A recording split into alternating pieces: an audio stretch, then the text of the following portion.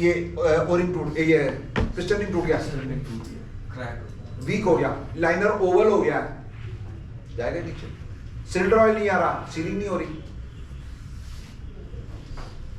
You getting my point?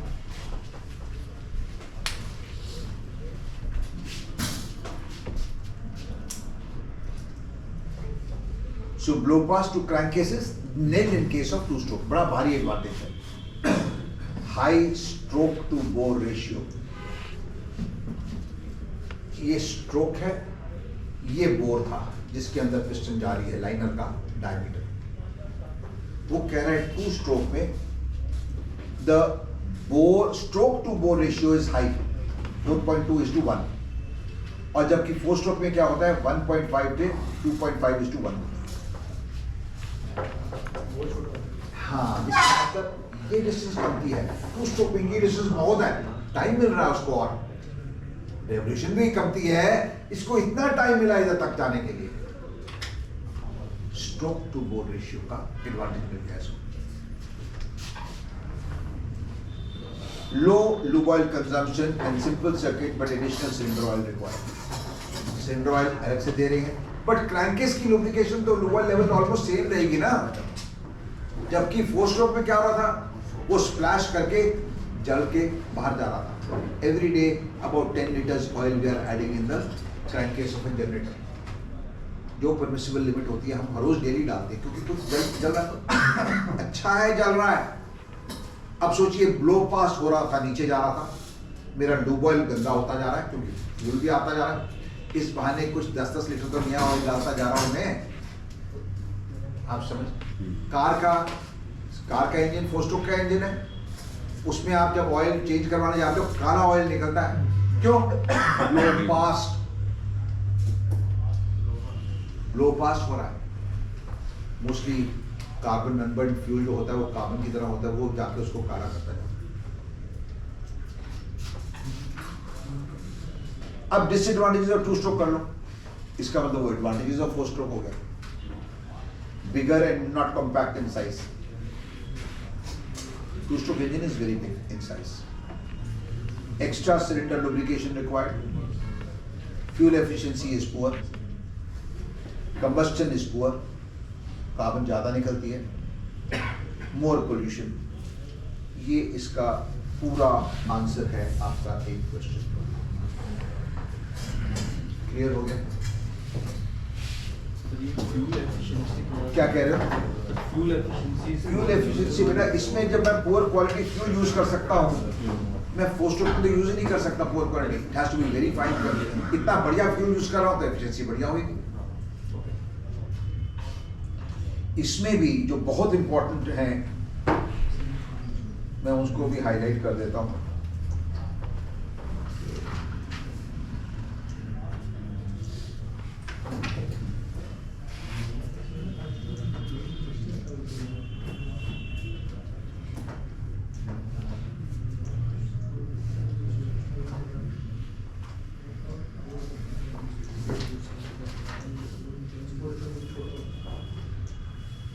ये बहुत जरूरी पॉइंट है लो पास वाला।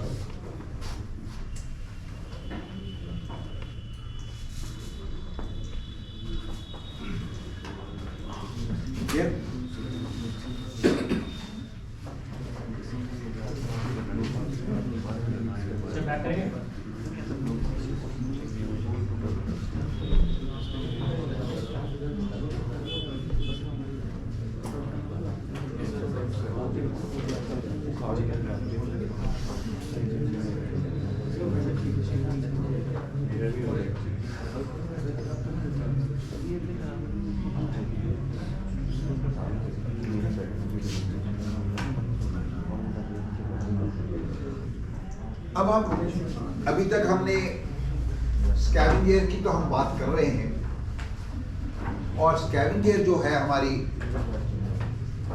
वो एटमॉस्फेरिक प्रेशर से ज़्यादा है, क्योंकि मैं उसको टर्बोचार्जर के थ्रू लेके आया, या मैंने electrically driven motor blower auxiliary blower लगा के उससे मैं एयर दे रहा हूँ। हमारे कार के इंजन जो है वो नॉर्मली नेचुरली एस्पिरेटेड इंजन है, नेचुरल एयर ले रहे हैं अंडर नॉर्मल प्रेशर। जबकि हम, अगर मेरा इंजन माउंट हुआ है शिप पे, मैं कहता हूँ I want more power out of this engine, इसका मतलब मोर फ्यूल बर्न कर दो। बट एयर दोगे ना, फ्यूल तो तभी मैं एक्स्ट्रा कर दो सकता हूँ अगर मेरे पास एयर हो। इसलिए मैंने टर्बोचार्जर लगाया है कि मैं कंप्रेस करके वो एयर डालूंगा अंदर, ताकि ज़्यादा एयर अवेलेबल है, मैं ज़्यादा फ्यूल जला सकता हूँ। क्या एडवांटेज मिला मेरे को इसका? मेरा वेट नहीं बढ़ा इंजन का, मेरे को शिप पे कार्गो लेने की उतनी ही अभी भी जगह है, और मैंने आपको पावर ज़्यादा दे दी। ये एडवांटेज मिला टर्बोचार्जर से। सो वेट बेनिफिट मिल गया, और टर्बोचार्जर अगर है तो एग्जॉस्ट गैसेस से चल रहा है, फ्री में मेरी कंप्रेस्ड एयर आ रही है। हाँ, जब इंजन स्टार्ट करता हूँ तो मैंने ऑक्सिलरी ब्लोअर मोटर लगा रखी है, क्योंकि उस टाइम एयर कमती है। नेचुरली एयर एस्पिरेटेड इंजन है तो ठीक है, इसकी मेरी ट्यूनिंग तो हुई है ना फुल स्पीड पे। फुल स्पीड पे तो टर्बोचार्जर चल रहा है 25,000 आरपीएम पे। तो हम कहते हैं कि ब्लोअर भी लगाने ज़रूरी है, और बाद में टर्बोचार्जर विल टेक ओवर। यहाँ तक क्लियर है? वर्ड है सुपर चार्जिंग। ये क्वेश्चन आता है व्हाट इज सुपर चार्जिंग, तो आप लिखेंगे इंक्रीजेस एयर इनलेट डेंसिटी, मतलब कंप्रेस कर दिया तो एयर डेंसिटी बढ़ गई। More fuel, more air is available, so bigger explosion can take place, that is more power is available, greater horse power for same cycle. ये बात समझ आई है नहीं सुपर चार्जिंग? वरना इंजन का साइज बड़ा करना पड़ेगा। ये दो टाइप की होती है सुपर चार्जर, एक थ्रू अ सुपर चार्जर, एक through a turbocharger.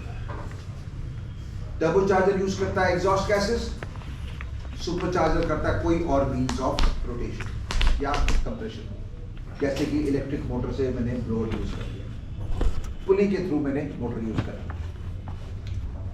You understanding the differences? उसके लिए मेरे को बिजली खर्च करनी पड़ेगी। ये तो एग्जॉस्ट गैसेस तो बाहर जा रही थी, मैंने और एनर्जी निकाल दी उसमें से, टरबाइन को रोटेट कर लिया। ये फर्क है दोनों के बीच में। Anybody any doubt here? ये देखिए, ये पुली लगा रखी है इलेक्ट्रिक मोटर से, मैं इसको चलाऊंगा। ये पुली है, इलेक्ट्रिक मोटर से इसको चलाऊंगा तो ये दो रोटर्स घूमेंगे, जो एयर अंदर आ रही है वो कंप्रेस होके बाहर जा रही है। मैं ये एयर यूज करूंगा for firing of the unit. इस केस में एग्जॉस्ट गैसेस जा रही हैं, ये गई एग्जॉस्ट गैसेस अंदर, ये गई बाहर, इसने रोटेट कर दिया, एयर अंदर गई, एयर कंप्रेस्ड होके बाहर निकले। ये मेरे को लेस एनर्जी ले रहा है, ये ज़्यादा एनर्जी, क्योंकि ये मेरी जो एग्जॉस्ट गैसेस थी वो तो एनर्जी वेस्ट हो रही थी मेरी, मैंने उसी से इसको चला लिया। ये टर्बोचार्जर हो गया।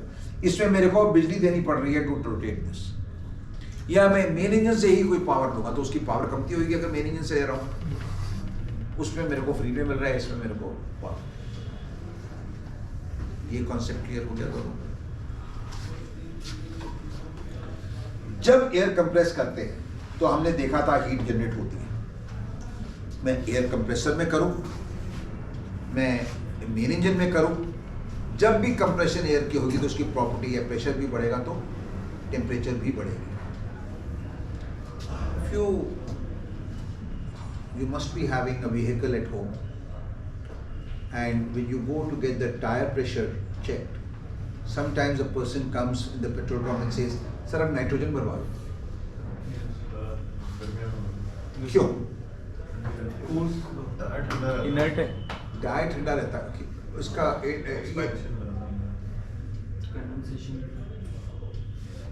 दोनों के पॉइंट्स वैलिड हैं।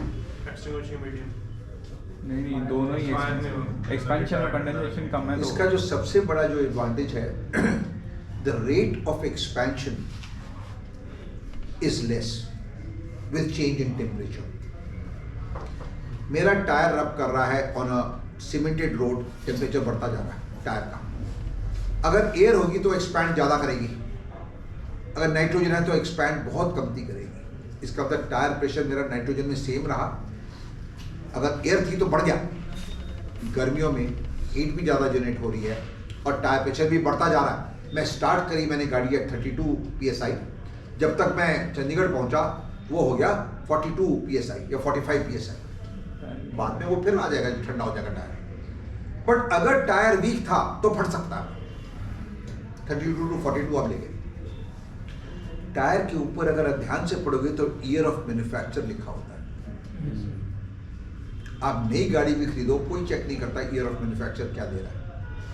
मोस्ट ऑफ द कार्स में वो year of the manufacture tyre के पिछली साइड में दे रहा होता है, आप देख ही नहीं सकते हो normally, unless you put it on the ramp and then see it. They say the life of a tire is 5 years. वो आपको देंगे 2 साल पुराना टायर, 2.5 साल पुराना टायर, 3 साल पुराना टायर, लीक हो गया और उसकी लाइफ है 5 years। हम लोग चलाते हैं 10-10 साल क्योंकि हमारी यूज नहीं होती गाड़ी ज्यादा, we are most of the time at sea, but the rubber has deteriorated ना, अंदर उसके स्टील की कॉर्ड्स होती है, वायर्स होती है, वो रस्ट खा रही है, एयर है, ऑक्सीडाइज ज्यादा होगा, ज्यादा रस्ट बनेगा। So we prefer to use nitrogen. दूसरा एडवांटेज क्या है, जो नाइट्रोजन गैस है that is basically inert, secondly it has got no moisture in it, so condensation less होगी, कंडेंसेशन लेस होगी, ऑक्सीडेशन लेस होगी अंदर। ये पार्ट्स क्लियर हुए पॉइंट्स। नाइट्रोजन बनाते कैसे? पीएसए। पीएसए क्या होता है? Pressure swing adsorption. बहुत अच्छे। एडजॉर्प्शन क्या होता है? एक होता है word absorption, B for Bombay, एक होता है डी फॉर डेल्टा, एडजॉर्प्शन। फर्क क्या दोनों? एब्जॉर्ब करना, स्पॉन्ज है, मैंने पानी में डाला, सारा पानी गायब हो गया, कहां गया? अंदर चला गया, एब्जॉर्ब हो गया। एड्जॉर्ब मतलब सिर्फ सरफेस पे आया, अंदर नहीं गया। Adsorb it is clung to the surface, absorb it is gone inside. आप पानी पीते हो, व्हाट इज इट? एब्जॉर्ब और adsorb? Absorb, B for Bombay. आप नहाते हो, एड्जॉर्ब है या एब्जॉर्ब है? D for delta. मेरा लेक्चर आज आपने सुना है, मुझे नहीं पता 10 दिन के बाद कितना याद रहेगा। जो रह गया याद वो था एब्जॉर्ब, जो नहीं रहा याद वो था एड्जॉर्ब। समझ गए हो दोनों वर्ड्स?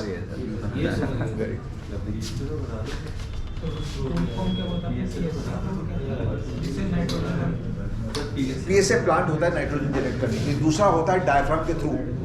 डायफ्राम क्या होता है? इट्स अ फ्लेक्सिबल थिंग जिसमें पोरोसिटी दे रखी है, होल्स दे रखे होते हैं, माइक्रोस्कोपिक लेवल पे होता है। उसको एंगस्ट्रॉम बोलते हैं, angstrom 10 to the power -10 of a metre. बहुत छोटे छोटे होल्स होते हैं। अब ये जो पोरोसिटी थी उसकी डायफ्राम की, ये थिकनेस है।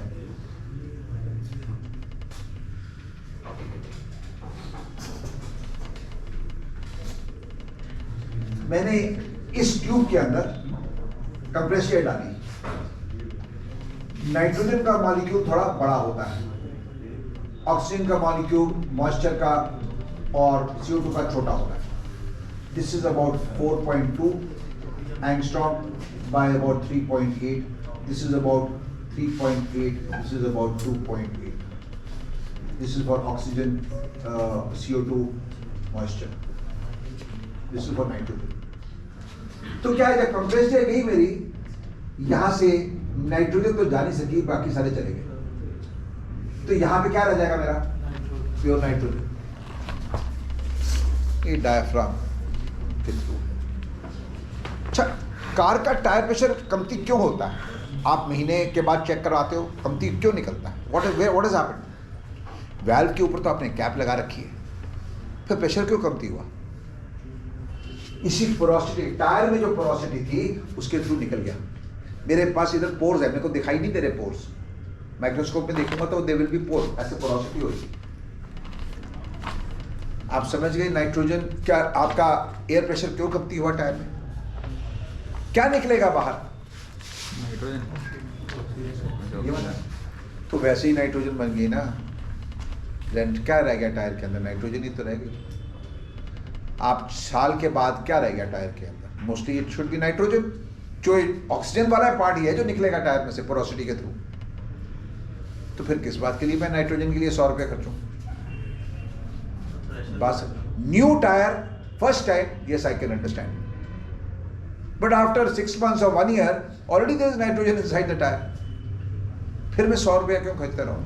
उन्होंने तो बेचनी है, नाइट्रोजन के 100 रुपये उन्होंने लेने हैं, मैं क्यों खर्चूँ? हाँ, इनिशियली मैं करवा सकता हूँ, उसके बाद मैं टॉपअप भी अगर एयर से कराता हूँ, व्हाट इज द हार्म? जो निकलेगा बाहर वो तो ये निकलेंगे ना, रह गया नाइट्रोजन में। बात समझ आई? समझ गया सर।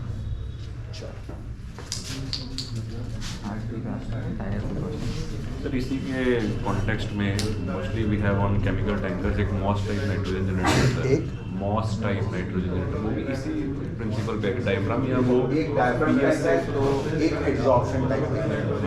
वो एब्जॉर्प्शन टाइप जो होता है वो कहता है कि ये आपका है एब्जॉर्प्शन पे,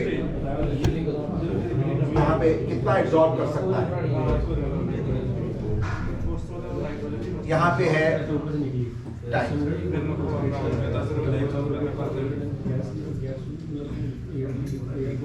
ऑक्सीजन का वो कहता है कि एब्जॉर्ब प्रेशर, अगर मैं प्रेशर में एयर डालता हूँ तो ऑक्सीजन बहुत एब्जॉर्ब हो जाएगी, सरफेस पे क्लीन कर जाएगी, जबकि नाइट्रोजन कमती क्लीन करेगी।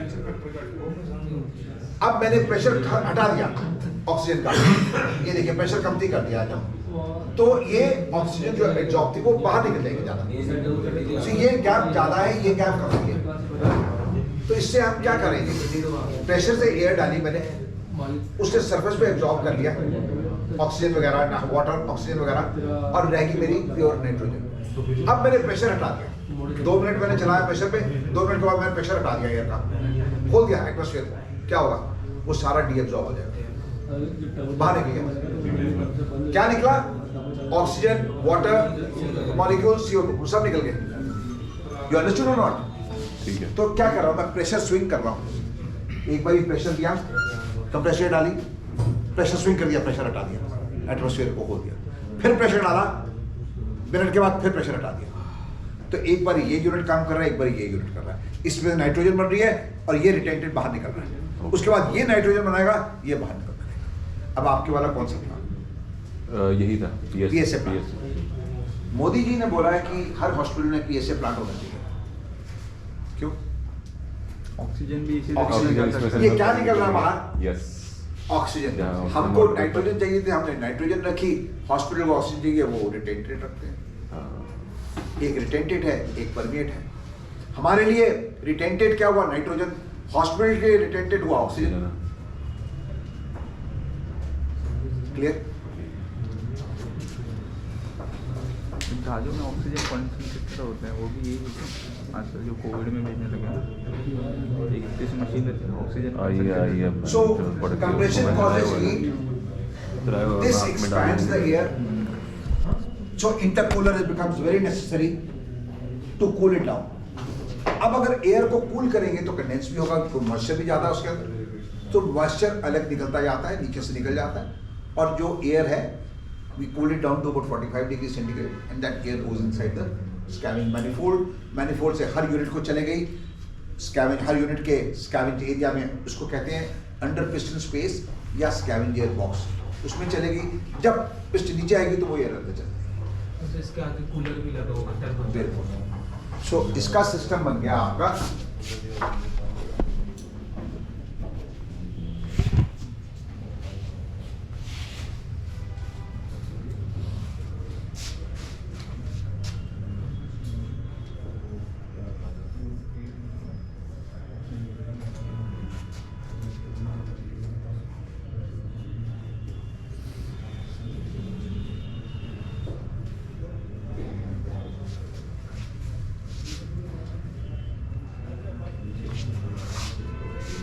ये मैनिफोल्ड में चलेगी, ये मैनिफोल्ड से हर यूनिट को गई,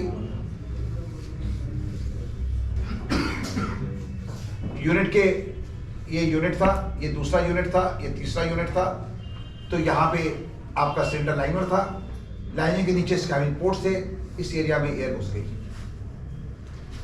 ये इस एरिया में एयर घुस गई, जिसका स्कैविंग पोर्ट खुलेगा वो एयर अंदर चले जाएगी। क्लियर और नॉट क्लियर?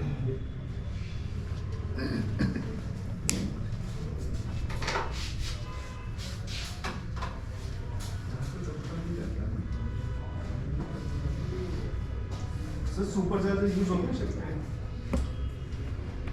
बेटा मेन इंजन जब आप लोग जब इंजन मैनोवरिंग हो रही होती है, कई बारी इंजन रूम वाले बीच को फोन करते हैं या थोड़ी स्पीड बढ़ा दो या थोड़ी कमती कर दो, क्योंकि वही आपका सुपर चार्जर जो है वो स्टार्ट हो रहा है, स्टॉप हो रहा है, स्टार्ट हो रहा है, स्टॉप हो रहा है।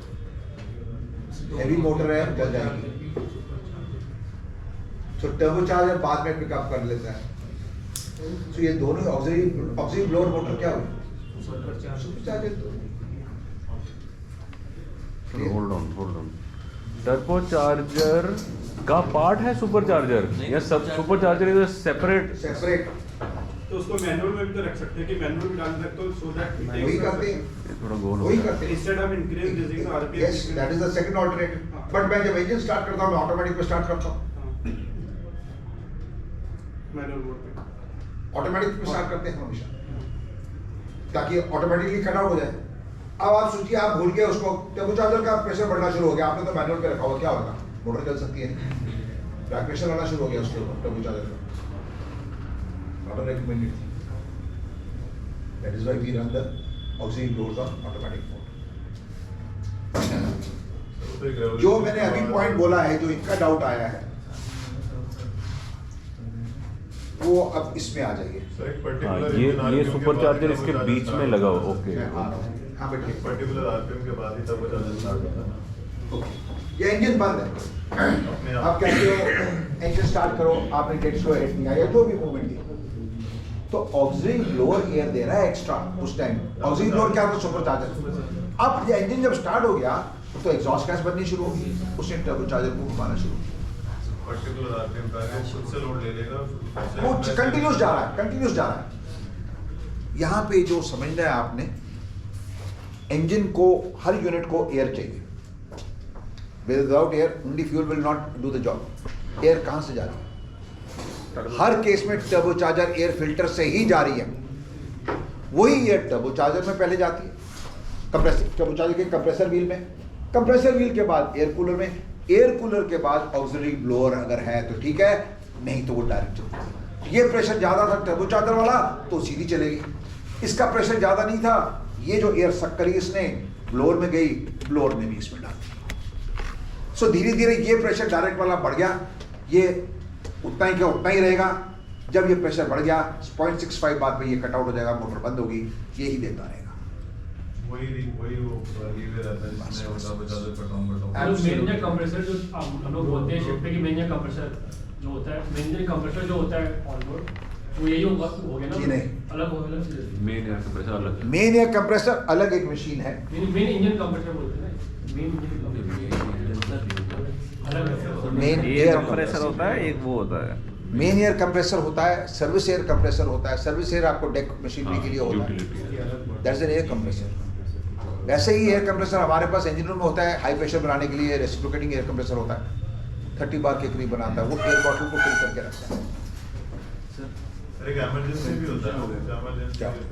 अभी जो फिल्टर है टर्बो चार्जर का, उसी से एयर आएगी सुपर चार्जर के पास इनिशियल केसेस में। मैं आ रहा हूँ, अच्छा, I'll come back to you। पहले ये ड्राइंग देख लो आप, इसी पेज पे आंसर। ये टर्बो चार्जर का एयर फिल्टर है, यहां से एयर अंदर जाएगी इंजन रूम से। ये कंप्रेसर व्हील है, इसके अंदर ये कंप्रेसर व्हील है, ये कंप्रेसर व्हील से कंप्रेस होके ये जो पॉइंट है आपका, ये एग्जॉस्ट गैस, ये पॉइंट ये आ गया, ये देखो, ये एग्जॉस्ट गैस, ये एग्जॉस्ट गैस अंदर गई, यहाँ से अंदर गई एग्जॉस्ट गैस, यहाँ से बाहर निकली, इसके अंदर था ये व्हील, ये एग्जॉस्ट गैस मेन इंजन की गई, ये गई अंदर, ये गई एटमॉस्फेयर में, इसने इसको रोटेट कर दिया, इसने एयर ली एयर फिल्टर से, ये एयर फिल्टर से है, यहाँ कंप्रेस हुई, ये गया नीचे। अब कंप्रेस हुई या नहीं हुई वो टर्बो चार्जर की आरपीएम पे डिपेंड करता है कितनी कंप्रेस हुई। ये एयर नीचे गई, एयर कूलर था ठंडी कर दी, ये एयर गई इंजन में, स्कैवेंज स्पेस में चले गई, स्कैवेंज पोर्ट, स्कैवेंज मैनिफोल्ड, उसके बाद स्कैवेंजर बॉक्स में चले गई। ये लाइन क्लियर हो गई। अब इधर देखो, यहां से ये गई एक लाइन, ये गई, ये गई, ये गई, ये इसी में बनी, ये है ऑक्सिलरी ब्लोअर, यहां से सक किया उसने, ये किया, ब्लोअर के अंदर गई, ब्लोअर से डिस्चार्ज करी, इसी लाइन में गई। अब कोई डाउट रह गया, अब पूछो आपका डाउट। सो शुरू में क्या हो रहा है, इसकी आरपीएम है नहीं, ये चलेगा तो ये सक कर रहा है बस, ये गया, इसने इसमें डाला। अब धीरे धीरे ये स्टेप पिकअप करना शुरू कर दिया और आरपीएम बढ़ गई, यहाँ कंप्रेशन होगी, वो ठंडा भी कर रहा हूं मैं, ये दोनों का कॉम्बिनेशन जा रहा है। जब प्रेशर 0.65 बार आ गया, मैंने इसको ऑफ कर दिया, सिर्फ ये चलेगा। जब फर्स्ट मूवमेंट इधर ब्लड फ्लो हेड देंगे, हम लोग सीधा ऑक्सीजन ब्लोअर चलेगा। You got it right। और दूसरी चीज थी सर, हाँ जी। जब मेरा 0.65 बार भी नहीं आया, तो अभी आया नहीं है, 0.5 आ गया, तो टर्बो चार्जर से भी नहीं, सुपर चार्जर से भी Got it। Absolutely right। कोई क्वेश्चन रह गया आपका, क्या डाउट है? क्लियर। स्टार्टिंग में सुपर चार्जर उसको खींच के दे रहा है, जैसे 0.65 आ गया सुपर चार्जर काम करता है, एंड देन अपनी नॉर्मल लाइन से ठीक। Initially sir equipment auto mode है, बूस्ट कर देंगे इनिशियली ताकि 0.65 पे कट आउट हो जाए। जब ये 0.65 आ गया then No, I keep it there only, automatic mode पे। प्रॉब्लम क्या हो गया, आप जब चला रहे हो दौड़ने के टाइम पे 0.65 के आसपास ही चला रहे हैं, वो स्टार्ट हो रहा, स्टॉप हो रहा, हम नहीं चाहते, हम कहते हैं थोड़ी आदमी बढ़ा दो यार, या थोड़ी कमती कर दो, ताकि या तो कंटिन्यू स्टार्ट में या वो ठीक है, तो उससे सेकंड ऑल्टरनेटिव उसको ऑटो में रखो। it's not a good idea to run it on manual. It is always supposed to be run on automatic. तभी हम आपको कहते हैं आरपीएम से, अगर मैं मैनुअल कर देता हूँ ठीक है, कटिंग कट आउट तो नहीं होगा क्योंकि वो स्टार्ट है, बट अगर आपने स्पीड बढ़ा दी, प्रेशर बढ़ना शुरू हो गया, तो फ्लोर पे मोटर चल सकती है। बैक प्रेशर आ गया, टर्बो चार्जर का 2.5 बार आ रहा है, और यहाँ पे ब्लोअर पे मोटर पे सोचो कितना लोड आ गया, उसके अगेंस्ट चल रहा है, चल जाएगी। So we put it on automatic. RFA देने के बाद ब्लोअर यानी सुपर चार्जर को बंद कर देते हो, ऑटोमेटिक 0.65 बार पे कट आउट हो जाएगा। But the means this super charger और एबी ब्लोअर यूनिट वो ऑटोमेटिक मोड पे हमेशा ऑन रहती है।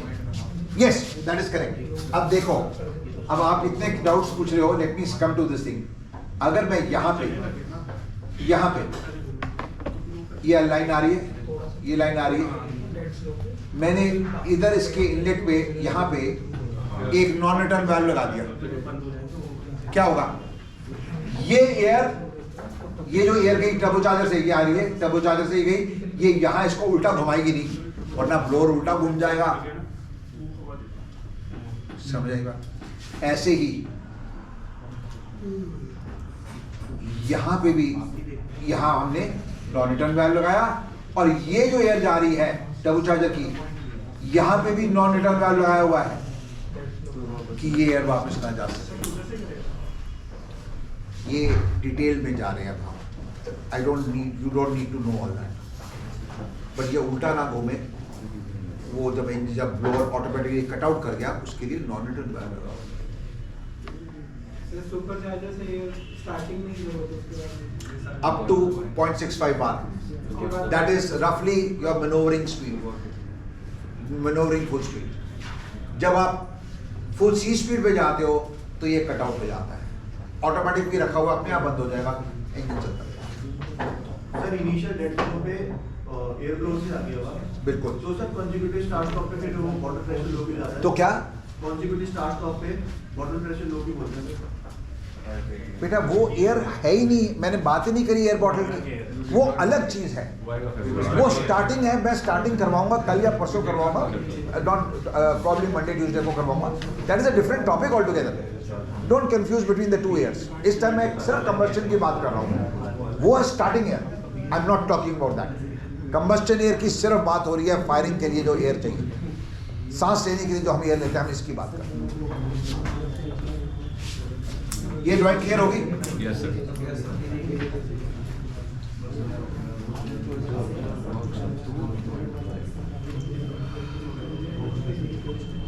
ये देखिए एनिमेशन टर्बोचार्जर कैसे चल रहा है। इंजन का एग्जॉस्ट गैस गई, इसने इसको टरबाइन को रोटेट करके ये बाहर चला गया। ये व्हील रोटेट करना शुरू हो गया, एयर सक करी इंजन रूम से, फिल्टर से, ये एयर गई, एयर कूलर में गई, इंजन के इनलेट में चले गई। ये फोस्टोक की ड्राइंग है, फोस्टोक की ड्राइंग है जिसमें इनलेट वाल्व दिखा रखा है, इसमें इनलेट वाल्व में गई, उसमें स्कैन पोर्ट्स के आसपास चले गई मैनिफोल्ड के थ्रू। ये बात क्लियर है? एयर कूलर में ट्यूब्स में वाटर रहेगा ना और बाहर एयर रहेगी। क्या कह रहे हो? एयर कूलर में ट्यूब्स में वाटर रहेगा। चलिए, होता क्या है कि वाटर में स्केल बनता है, वाटर से करोजन होती है। ये दो मेजर इश्यूज होते हैं पानी से। तो जो चीज़ स्केल बनेगी मेरे को उसको साफ करने के प्रोविजन होना चाहिए। तो ट्यूब में मैं सी वाटर डालूंगा ताकि मैं आराम से साफ कर सकता हूँ उसको। उसकी दूसरी साइड तो बड़ा मुश्किल है साफ करना। But for one example in the engine room जो है main air compressor. Main air compressor अलग एक मशीन होती है, nothing to do with the main engine. Machine है जिससे आप सर्विस एयर मांगते हो, डेक पे मांगते हो, हम उसके थ्रू दे देते हैं। उसमें उल्टा होता है, हम सी वाटर को बाहर रखते हैं, एयर को इसके अंदर देते हैं। क्यों?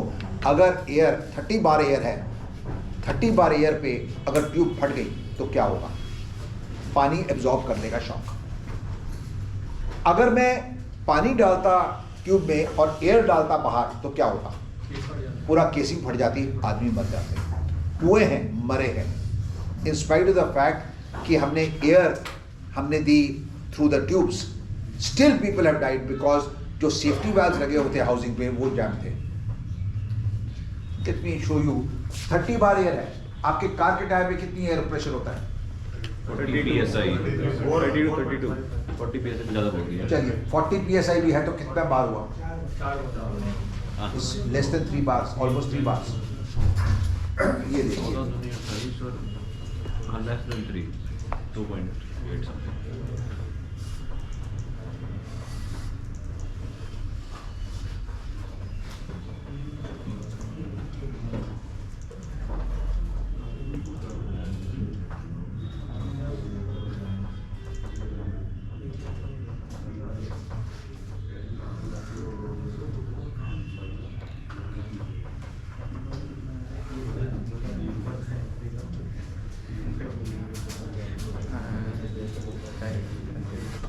ये देखिए टायर है, ये टायर फिल कर रहा है। This will be also about 4 bar only. Trucks वगैरह में 4 बार के करीब होता है, सिर्फ ट्रैक्टर में पिछले टायर में अबाउट 100 PSI होता है, वरना it is about the same pressure as a car pressure, 40 PSI से कम नहीं होता। ये देखिए,